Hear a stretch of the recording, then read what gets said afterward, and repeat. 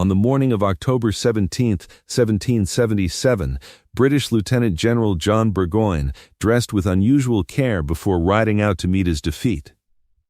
He put on his full-dress uniform, scarlet and gold, the kind of clothes designed for a parade ground or a court reception rather than a military encampment in upstate New York surrounded by an enemy army. Then he rode out to meet the American commander and formally hand over his army. As his surviving soldiers stacked their weapons and marched out of their fortified camp, the American bands nearby struck up Yankee Doodle, a melody the British had originally written to mock the rebels. When Burgoyne reached the American lines, he raised his hat to the plain-coated figure waiting to receive him and said, with the composure of a man who understood the theater of the moment, "The fortune of war, General Gates, has made me your prisoner." Gates returned the salute, replied warmly, and then invited the man he had just defeated to dine with him that evening. Together, the two generals sat down to dinner in the middle of a war. Nearly 6,000 British and German soldiers were laying down their arms on the field outside. It was the largest British capitulation in the history of the empire up to that point, and it would prove to be the moment that decided not just a campaign, but the entire shape of the war. So how did an army that had begun the summer with every material advantage end up on that hillside, in formal surrender, with their general dressed as though he had already written the scene? The answer begins with a plan that looked, on paper, like it could not fail. In early 1777, the British High Command in London approved a strategy for ending the rebellion through a single decisive stroke. Lieutenant General John Burgoyne would lead an army south from Canada, down the traditional Champlain-Hudson corridor through upper New York until he reached Albany. Simultaneously, General William Howe would push his main army north from New York City, and the two forces would link up along the Hudson River, cutting New England off from the middle and southern colonies. A third column under Colonel Barry St. Leger would approach Albany from the west along the Mohawk Valley. The isolated New England colonies, strangled from three sides, would have nowhere left to draw men, supplies, or political support from. The war in the North would effectively be over. Burgoyne had lobbied aggressively for command of this expedition and believed in it with genuine confidence. He was an unusual figure even by the colorful standards of 18th-century British officialdom, a playwright, a member of Parliament, a man known for his sharp wit and his fashionable appearance, someone his own soldiers had dubbed Gentleman Johnny for the relatively humane way he treated the men under him. He was also a gambler, in the literal sense, and before sailing for North America, he had reportedly made a wager with a friend that he would be home from America victorious before Christmas of 1777. This combination of confidence and personal flair made him enormously entertaining company and a capable administrator, and it may have also made him slightly less willing to prepare for the possibility that things could go wrong in more than one place at once. The campaign opened promisingly. Burgoyne's force of roughly 7,500 men, including British regulars and Hessian and Brunswick troops from Germany, moved south through Lake Champlain in June of 1777 in good order.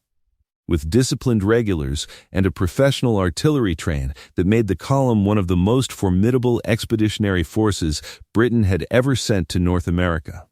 On July 6th, Fort Ticonderoga, the key American fortress at the southern end of the lake and the position that stood between Burgoyne and the Hudson River, fell almost without a fight. Burgoyne's engineers had dragged artillery to the summit of a hill called Sugarloaf that the Americans had left undefended because they believed it was too steep to climb, and that overlooked the entire fort from above, making the garrison's position untenable by the following morning. American forces evacuated in such haste that they left stores of food and equipment behind. Parliament greeted the news of Ticonderoga's fall with celebration. King George reportedly interrupted a conversation with the Queen to announce that he had beaten them, Burgoyne sent his dispatches home with the air of a man who expected the campaign to continue exactly as it had started. It did not. Burgoyne faced his first significant choice immediately after Ticonderoga and made the one that cost him the most time. Rather than retreating to the lake and advancing by water toward Fort George and the Hudson, which was longer but operationally simpler, he chose to push through the overland route directly south through dense forest and swampy ground on the advice of a local loyalist landowner who had reason to want a military road cut through his property. The forest south of Skensborough required his army to clear roads through terrain the Americans were busy obstructing. Trees felled across the path, bridges destroyed, streams dammed to flood the ground. It took Burgoyne's army 4 weeks to cover roughly 22 miles, arriving at the Hudson River in mid-August with his supply lines stretched long and his momentum exhausted. While Burgoyne was grinding south through the forest, the plan he was part of had already begun to come apart on both its other legs. William Howe, rather than marching north to meet Burgoyne at Albany, had decided to take his main army by sea to Philadelphia and strike at the rebel capital instead. Howe believed, not entirely without justification, that capturing Philadelphia would be the decisive blow that ended the rebellion, and he had received instructions from Lord George Germain, the Secretary of State for America, that were ambiguous enough to leave him feeling he had latitude to make this decision independently. In reality, both operations were supposed to happen simultaneously, with Howe dispatching a portion of his force north to support Burgoyne while the main body went south. Howe chose to keep his entire army with him, and Germain failed to send the clarifying orders that would have forced the issue. The result was that Burgoyne's plan, which depended entirely on that northern column arriving to squeeze the American forces from 2 directions, was missing its southern jaw before the campaign even reached its critical phase. From London's perspective, both operations were still proceeding according to plan. From Burgoyne's perspective, pushing south through upstate New York toward a rendezvous that was never going to happen, the absence of any army pushing north from New York was a growing problem he would not fully understand until it was too late. To the west, Staint, Leaguer's column had laid siege to Fort Stanwix in the Mohawk Valley, but ran into stiffening American resistance. And after a brutal engagement at Oriskany, in which the local Tryon County militia took severe casualties, St. Leger's Native American allies began deserting. Benedict Arnold bluffed the remaining Indians into panic by spreading reports through a sympathetic loyalist that Arnold was coming with an enormous army, and St. Leger abandoned the siege and retreated to Canada in late August. Burgoyne was now completely alone, the 3-pronged strike reduced to a single column pushing through hostile country with no relief coming from any direction. Adding to his problems, the murder of a young woman named Jane McCrea near Fort Edward in late July had become a significant rallying point for the American cause throughout the region. McCrea was engaged to a loyalist officer in Burgoyne's own force and was being escorted toward the British camp when she was killed, apparently by Native American warriors attached to Burgoyne's army, though the exact circumstances remain disputed in the historical record.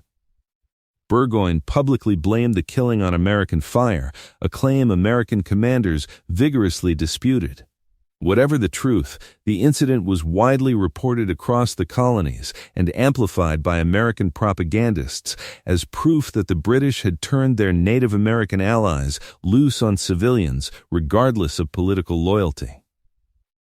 Militia from across New England and New York marched toward the American camp in numbers that gave Gates, by September, an army substantially larger than Burgoyne's despite the British Army's professional quality. On August 16th, Burgoyne's situation worsened dramatically when a foraging expedition of roughly 1,200 German and British troops sent south toward Bennington in the Hampshire Grants in search of horses and supplies ran into a New Hampshire and Vermont militia force under General John Stark. Stark's men surrounded and destroyed the entire column, killing or capturing roughly 900 of them and routing a German reinforcing column that arrived afterward. Burgoyne could not replace those men. He pressed on toward the Hudson anyway, crossed in mid-September, and marched toward the American defensive position on Bemis Heights, where Gates had fortified the high ground and anchored his left with Benedict Arnold and Daniel Morgan's Rifle Corps. The First Battle of Saratoga, fought at Freeman's Farm on September 19th, revealed both the strength and the fragility of Burgoyne's remaining position. Burgoyne sent 3 columns south, intending to flank the American left and sweep it off the heights. Arnold anticipated the flanking maneuver and pushed American forces out to meet the British in the open ground around Freeman's cleared farm before they could complete the encircling movement. What followed was a brutal afternoon of engagement in the woods and around the farm buildings, with Morgan's riflemen targeting British officers with deliberate precision from the cover of the tree line. The 62nd Regiment of Foot alone sustained more than 200 casualties, well over half its strength, in the space of an afternoon. Burgoyne technically held the field when darkness ended the fighting, but he had lost roughly 600 men he could not replace, and the American position had not moved an inch. He ordered his surviving force to dig in and wait, hoping for the promised relief from Henry Clinton in New York. Clinton did eventually mount an expedition from New York, capturing 2 American forts on the lower Hudson in early October. But his force was far too small and moved far too slowly to reach Burgoyne's position before the situation became irreversible. Burgoyne's rations were cut on October 3rd. Within the American camp, Gates had stripped Arnold of his command following a bitter dispute over credit for the fighting at Freeman's Farm. Omitting Arnold's name entirely from his official report to Congress and then replacing him formally when General Benjamin Lincoln arrived. Arnold remained in camp, furious, sidelined, and listening to the sound of occasional skirmishing as both armies waited for the other to make a decisive move. On October 7th, with no reinforcement coming and his supplies nearly exhausted, Burgoyne made his final gamble. He sent 1,500 men forward in a reconnaissance in force toward the American left, probing for a weakness that might let him break through.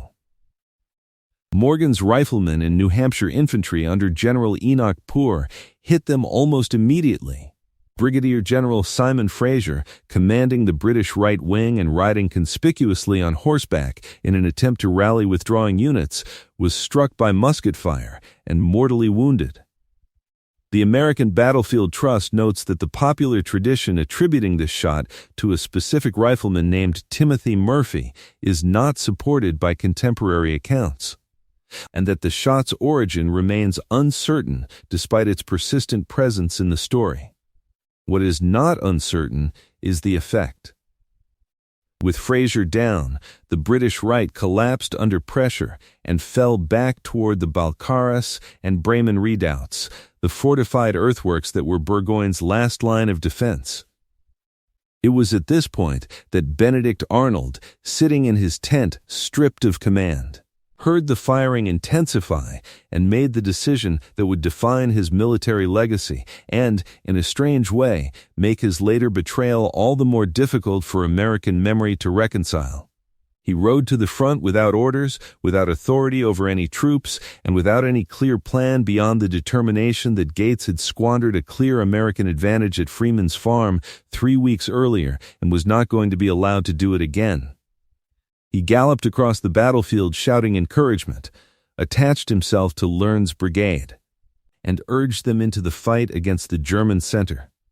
When that assault stalled, he wheeled his horse and led a second force directly against the Bremen redoubt, the smaller of the 2 defensive works protecting Burgoyne's right flank, driving into it from an exposed angle while other American troops occupied the defenders' attention from the front. His horse was shot from under him as the redoubt fell, the animal tumbling and briefly pinning him beneath it, and a musket ball struck him in the same left leg that had been wounded at Quebec 2 years earlier. The redoubt was captured. There is a monument at the Saratoga battlefield honoring Arnold's contribution to the victory that depicts only his wounded boot, not his figure, and bears no name.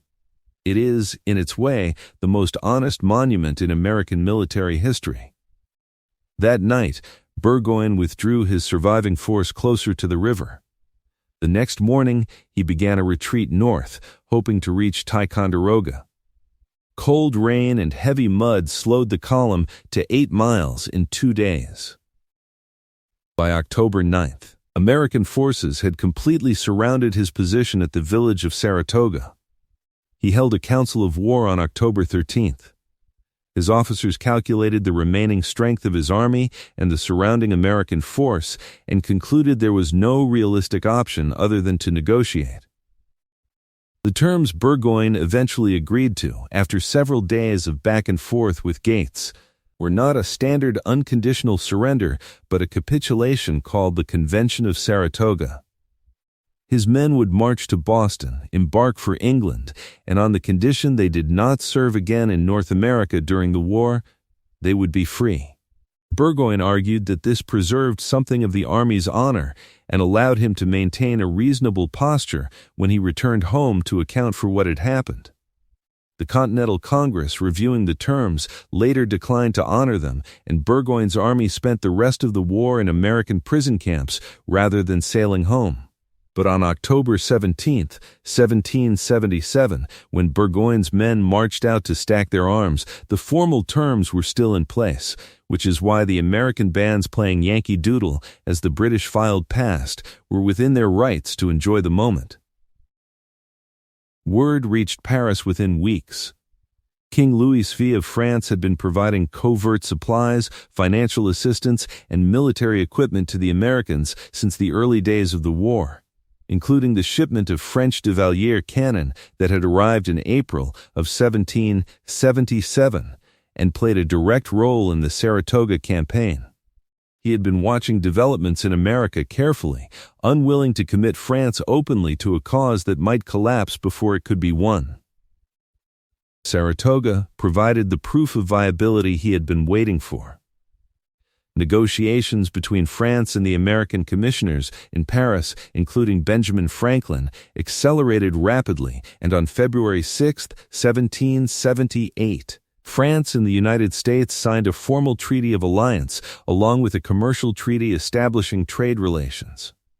France recognized American independence and agreed to provide open military support. Spain joined France in the war against Britain the following year. What had been a colonial rebellion became a global conflict spanning Europe, the Caribbean, India, and the Atlantic. And Britain, which had entered the autumn of 1777 confident that one more successful campaign season would close the matter, suddenly found itself fighting not a rebellious frontier population, but two of the most powerful states in Europe on multiple fronts simultaneously. Edmund Morgan described Saratoga as a great turning point of the war because it won for Americans the foreign assistance, which was the last element needed for victory. That assessment has held up. There is a monument at the Saratoga National Historical Park near Schuylerville, New York, installed in 1897 to honor the officers who shaped the American victory at Bemis Heights. General Gates stands in the central niche. Generals Morgan and Schuyler and Lincoln have their own niches. The fourth niche, where a general's full figure would typically stand, is empty. It holds only a carved boot, representing a leg wounded in the service of a country the officer who wore it would eventually betray. No name is inscribed.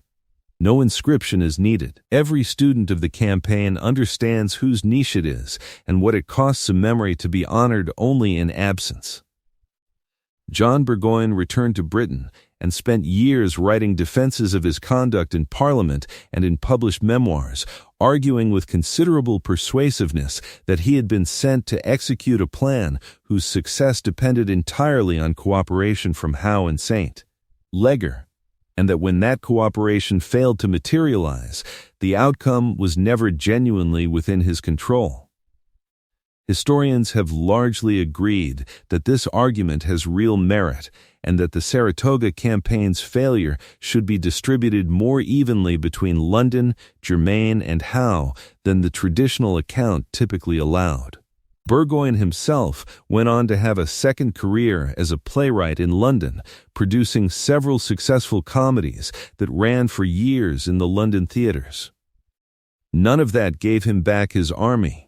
His Christmas wager, or the outcome he had been so certain, was his to deliver.